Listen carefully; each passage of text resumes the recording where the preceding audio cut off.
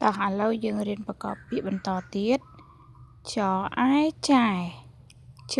នឹងងចងបន្តមួយចង់ចាយចង់សអាសានឹងងសាង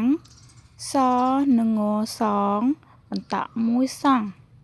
សាងសង់សអំសំ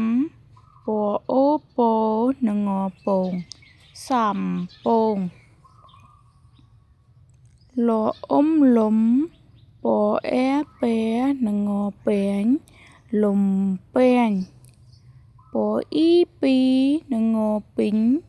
ពអ៊ីពីនឹងងពីងពីងពីងអក្សរណណអូណូនឹងងនងណនងតោះអានឡើងវិញចែចង់សាងសង់សំពង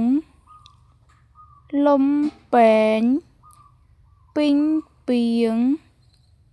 ននង